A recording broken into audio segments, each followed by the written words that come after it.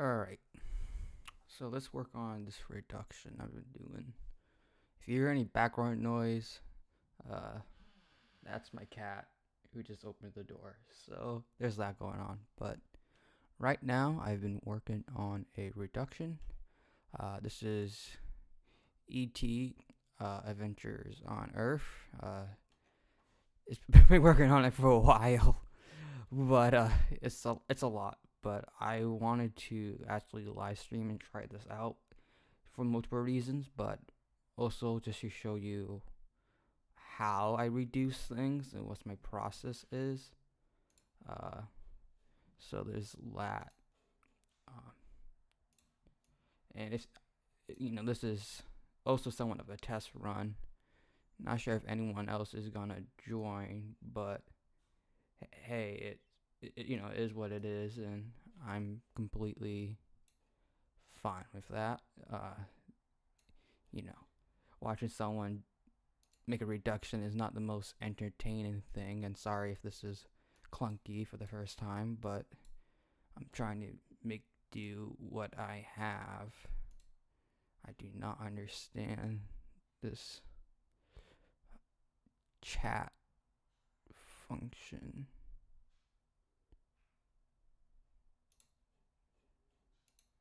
Huh.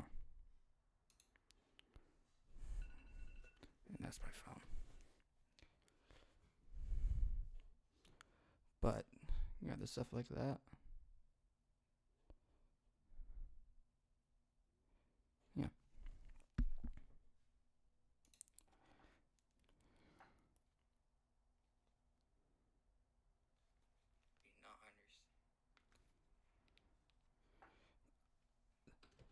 All right.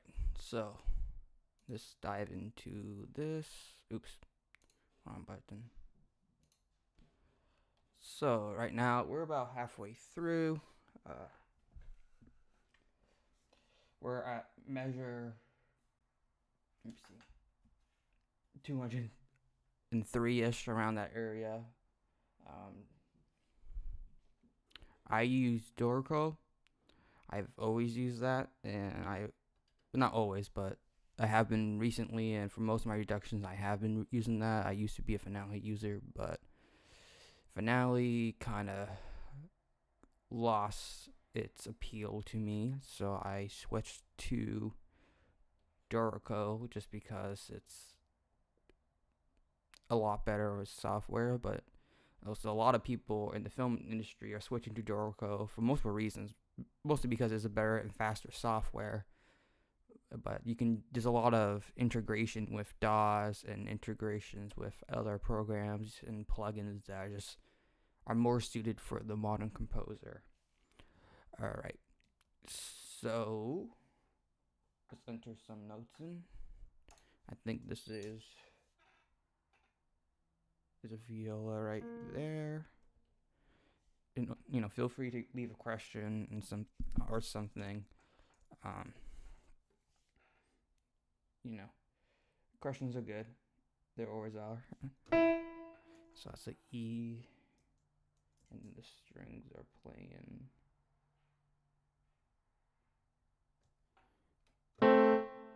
Oops, wrong voice. So that's that. There you go. It's just a typical. That's supposed to be an octave down, I think. Yeah. Just a typical minor voicing. Uh, I haven't analyzed this section, this page per se. I just notated it, and usually I do around 3 pages or so of just notating and seeing when instruments play which, and then I analyze it and add comments. Like over here, you can see there's some boxes and there's comments, and yeah, there's a lot that goes along that I can't fit on a page, sadly. There's only so much you can put in. There's so much room, and I don't want to make this look cluttered, but there's that. All right. So this is Menno. Cornell equals 72. Will it actually let me? It let me. Yay. Sometimes it doesn't. It just is what it is. Alright. Switch voice. And right now we have an E and a G sharp. Yeah, this is probably dominant chord. Something by the D. I'm actually wrong octave. And that goes along for a couple of measures, plus a little bit more.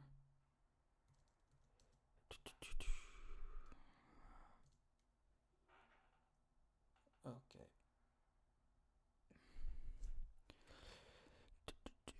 And then English horn. Actually, this name is first. So VLAs, violas, same difference.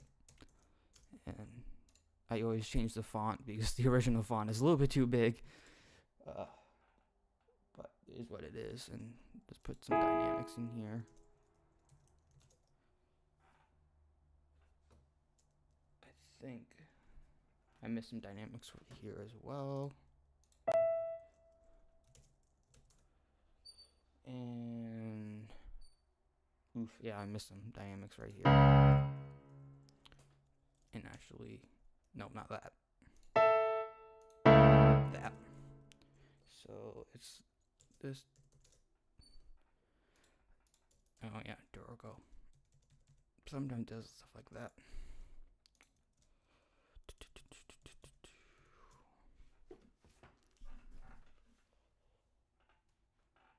I also am missing brackets, as you can tell.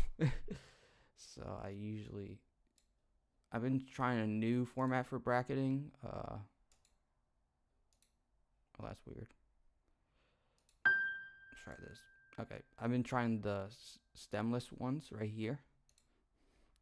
And yeah, I kind of like the look of it. It's really nice. But I see there's some people in the chat. Feel free to make a comment, ask questions. Feel free. This is a learning experience for me because I'm also live streaming for the first time, and also a experience for you, so you understand how to reduce and make analysis of film scores and film cues. All right. So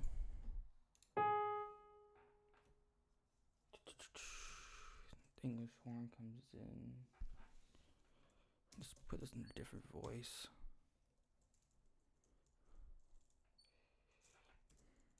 And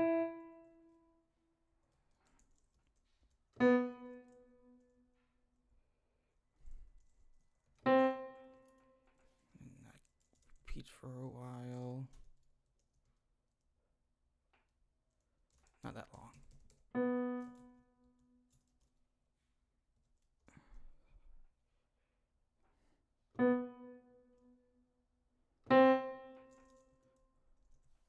And you can also end a voice right here. So you get rid of the rest, which is really nice.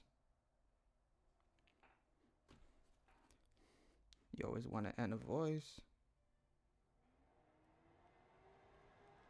Oh boy. There's construction going on in the back, but it is what it is. Alright. Just put some English horns right here.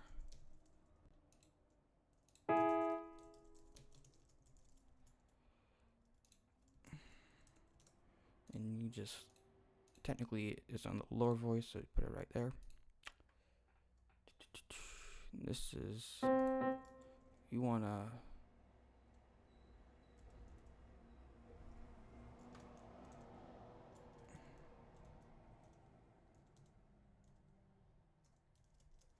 actually, I'm just going to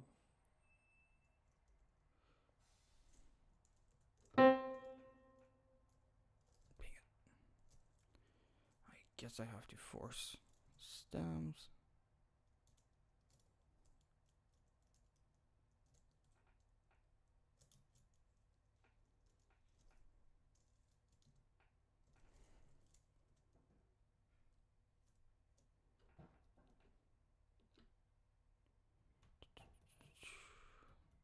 Sorry, this is going slow. Usually, this is somewhat of a slow process, but it is what it is. All right, and so so the English horn does that. That's his first phrase. Perfect. And then this is the second one, and the flutes come in on the voice above,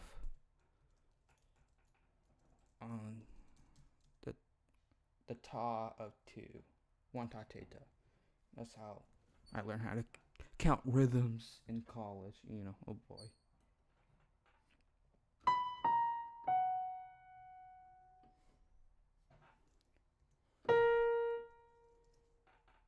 Interesting line.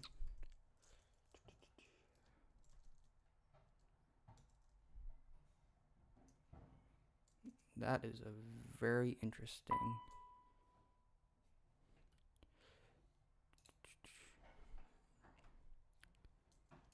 way of Dorical notating that. Don't know why they do stuff. Okay, I guess I have to force. There we go. Now it works. And this is flute, and this is actually piano. So I do flute and piano.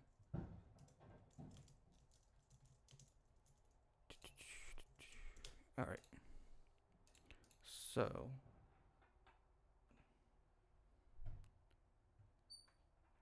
it's also some string lines as well that go above all of this.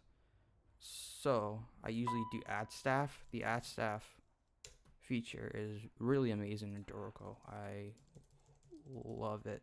Absolutely love it. Compared to Finale. Finale's, oh boy, Finale's Finale. Just put the clef in here, treble, and just add some strings. So let's do the second voice actually first. And this is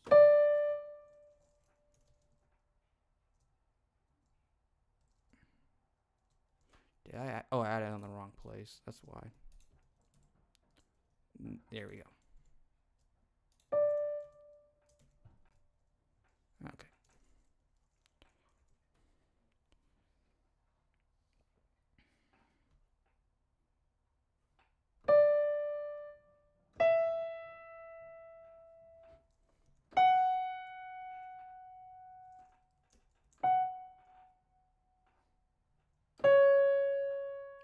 Chromaticism. You gotta love that. And this is actually it's notated as a C sharp going to a C, which is interesting. You could just use a D flat. Alright. So we got that part done. And then it's at the top voice, which is some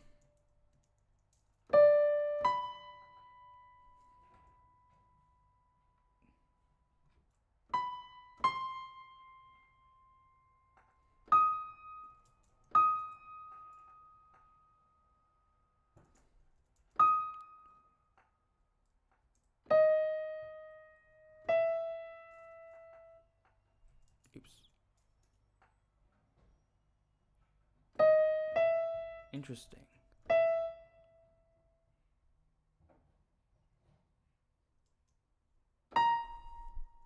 That's a really neat effect. So basically what Williams did is use counterpunctal. He does that a lot actually.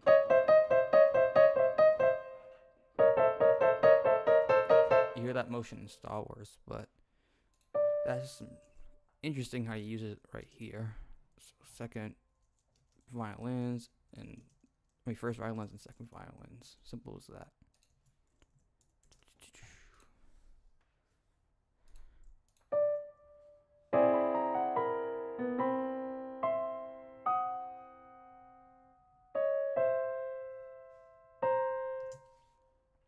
Fancy. Okay. So the only thing we really have to enter is the basses, and they're just doing these pentotones. Which is just you got D's. I don't know why. And that's actually piano. And just add this.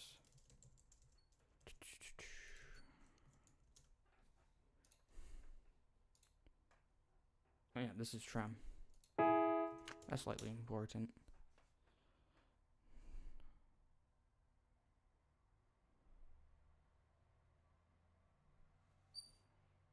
And I probably should, add the slurs to this just ever so slightly. That was easy.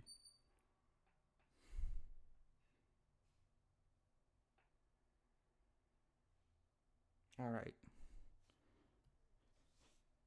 So one thing you do, we can get rid of this measure right here because it's nice to have. I did that wrong.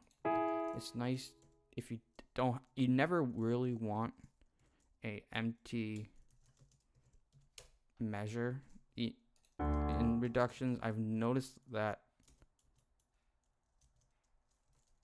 a lot of reductions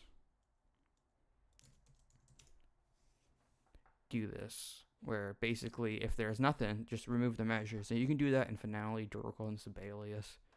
The more professional softwares. I'm not sure about MuseScore. I haven't used MuseScore since high school. I think most people agree on that to an extent.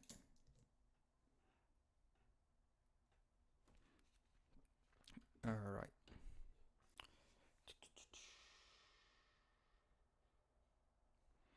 This is actually that's this. That is not what I played.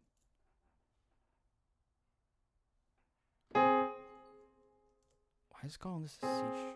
Sometimes Duracle does some funny things, like calling that a B sharp, which makes sense compared to the other things, but that's not how it's notated. All right, so I just finished page 38 of the reduction. I think time for some analysis. All right, so I already analyzed the chords from here. Just analyze the chords from here a little bit more and add some comments. So there's a nice modulation.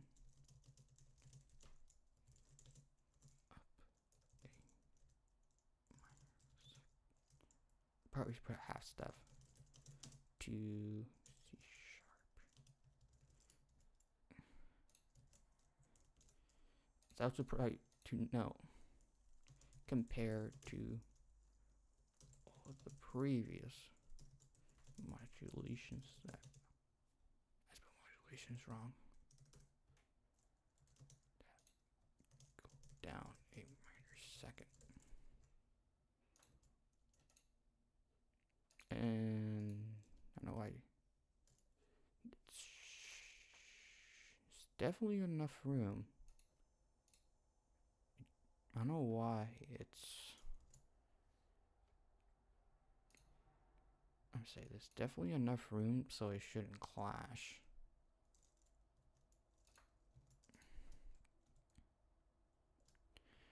That's the issue for the fine touching.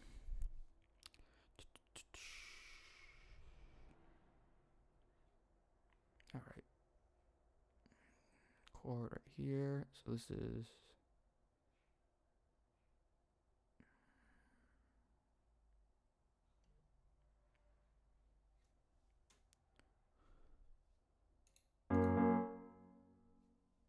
is still a polychord right here. E flat major over F sharp. And that's technically a dominant.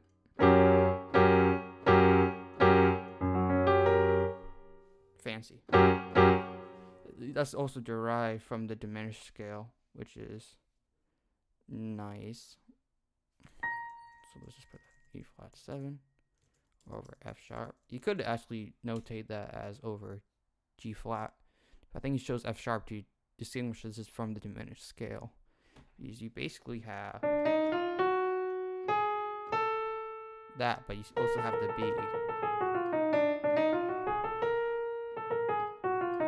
Because you have the F sharp in the bass, you have the dominant chord, and then you have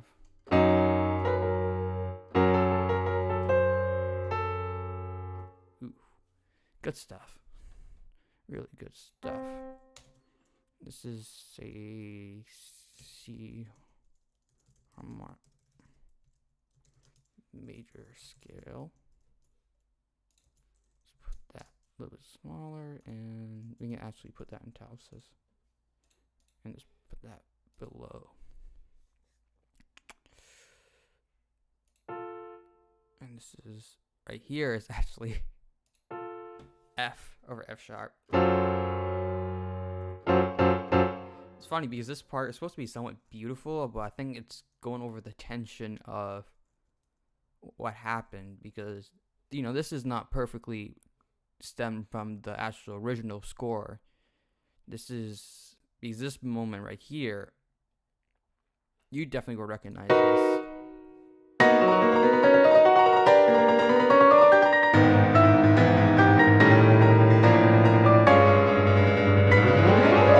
And usually it goes to the flying theme, like you hear in the movies when E.T., made everyone fly with the bikes in the air, or the friends and everything. But, of course, in the suite, or the piece that John Williams have assembled from different themes, he goes to the Wonder theme, or motif to be exact, He takes a little break, and then just to spice things up and change things, because, you can't copy and paste a film soundtrack into a suite. It's just, don't want to do that usually.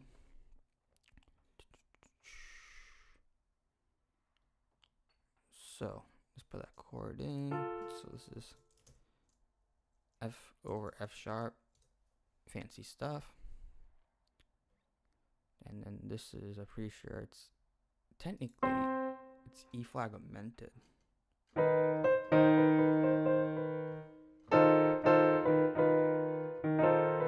Somewhat of an augmented chord. It's not completely augmented. It's more like a F7 sharp 11 chord. So let's put that in. F7 or E. F7 sharp 11. E flat.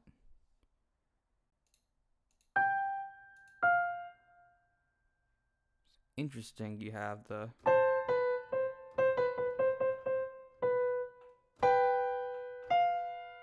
this counterpoint.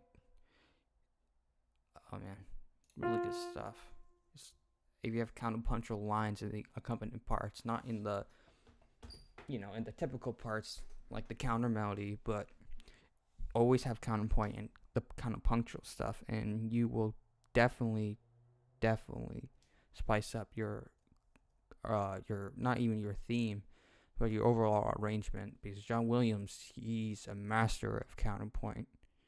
Really amazing stuff in here. Even the counterpoint between like this harp arpeggio with the horns. You hear that, and then it perfectly matches up. There's a lot of good stuff in here. All right.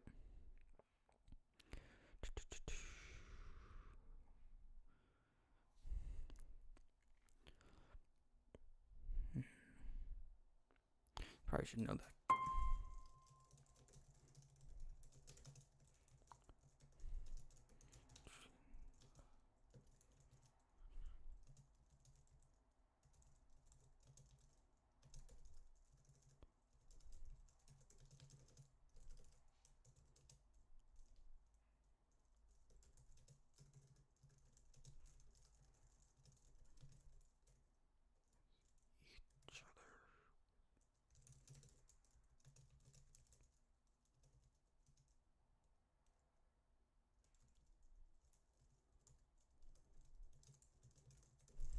I'm not sure that's gonna fit. Yeah, I figured that was gonna happen. Oh, there's ways around it.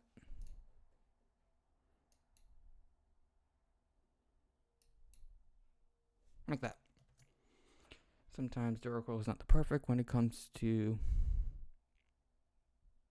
stuff like this, but a lot of avoid collision features are really amazing, so I can't complain.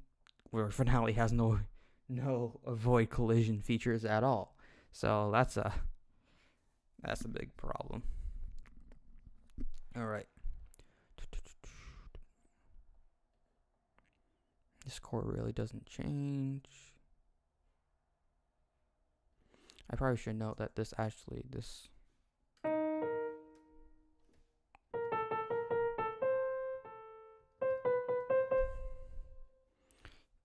I probably should know that that's an accidental right there.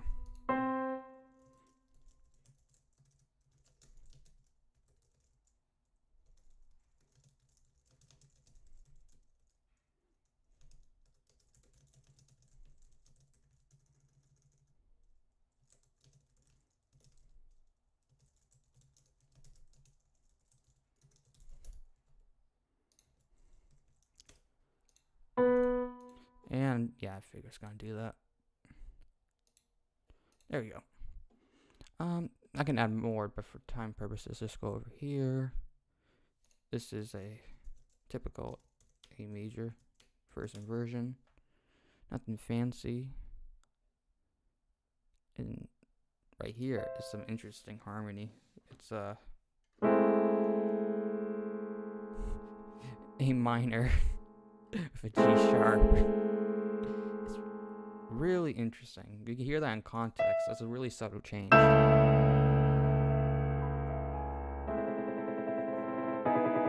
Oh. Technically it's E major, but it's going from the 4 chord to the 4 minor chord.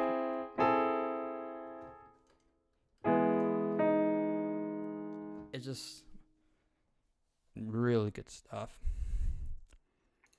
And let's just put that there, A minor or G sharp, and E major 7. Yeah.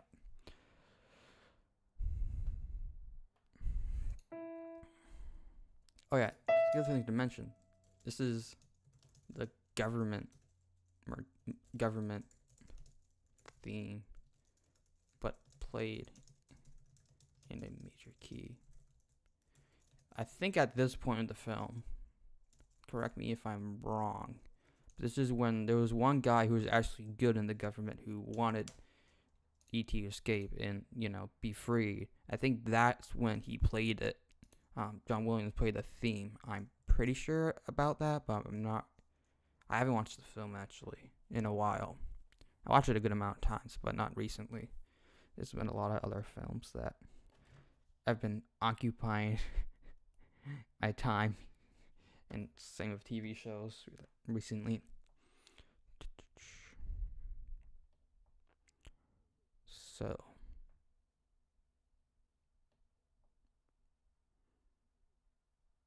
all right.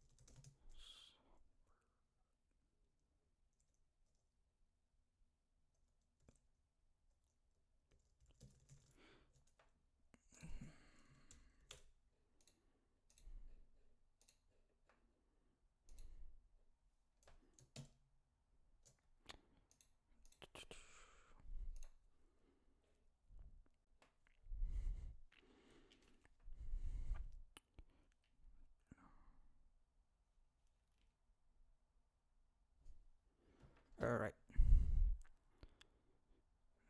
So, probably I should note that this is a flat 6.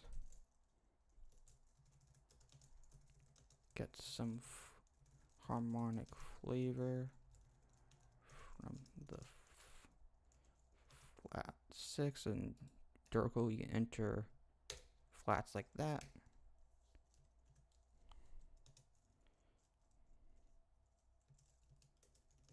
Applies in augmented chord. Yeah, I figured that was gonna happen. I think we can put this below low and should be perfectly fine. Oh, look at that. Easy.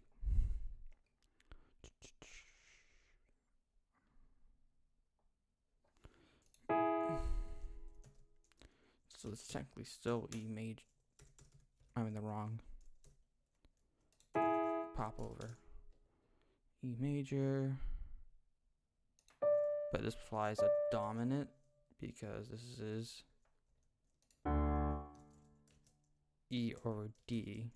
So we went earlier, it was E major 7. Then to get the dominant, and this is an interesting line, the flute.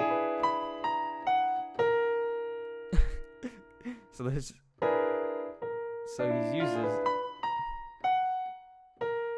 it's actually, you can view that as a B major 7 arpeggio, but for dominant.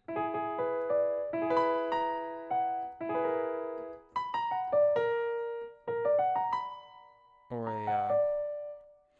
a sharp augmented chord over a dominant.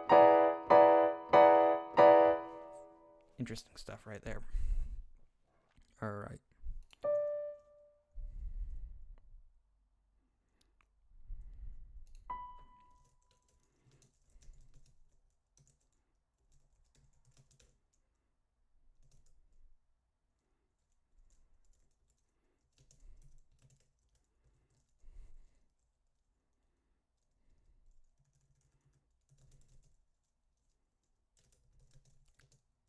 Oh yeah, technically I can just do enter the sharp like that.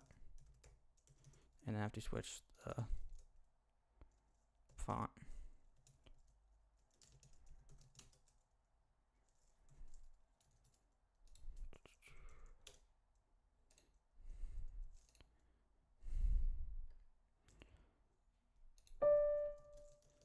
This is definitely a cliche. This is a Williams cliche. I cannot spell cliche. That's how I spell it. This is a Williams cliche. Having strings playing adjunct intervals.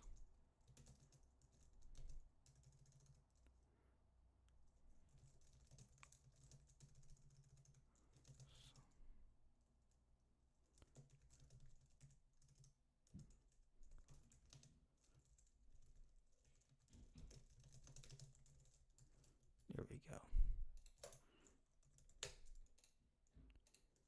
Let's move that a little bit and just do that. All right.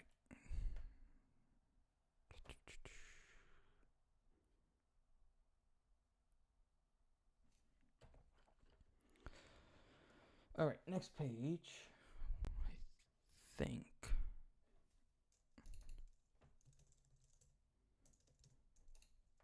there's nothing that's essential. I just realized something. This is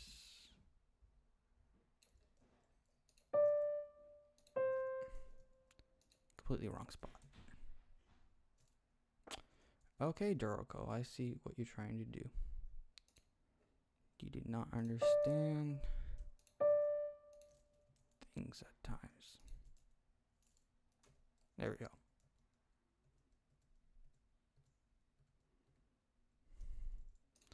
Perfect. And then you just do treble. There we go. All right.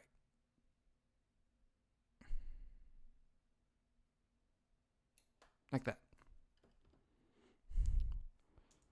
Alright then. I probably should note these intervals though. I want to hear this.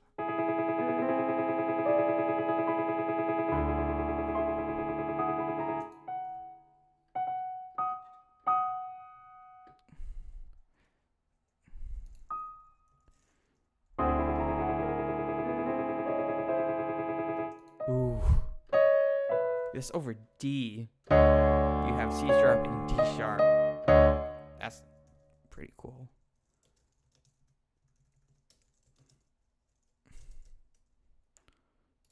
D sharp.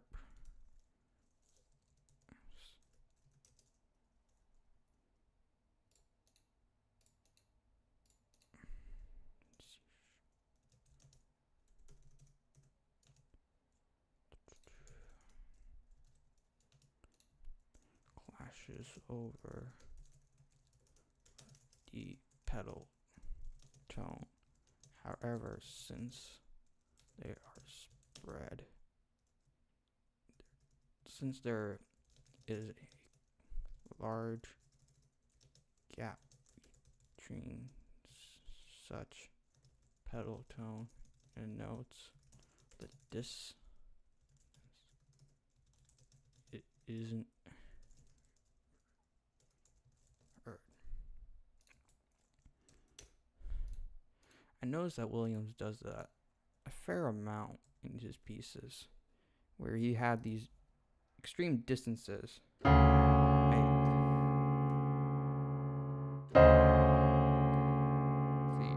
that's actually doesn't sound that bad, but if you put it all together, that's what it sounds like.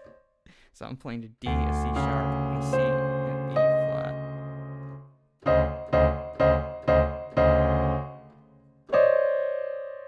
It's amazing what dissonance can do and how you can use it, because it all depends on the range and how it is voiced. So it's always good. Well, I think I might call it. I might end the stream right now so I think the laundry was just finished. So that's my time to go. But it's been nice doing this. And yeah. Hope you guys have a good day. Thanks. Bye.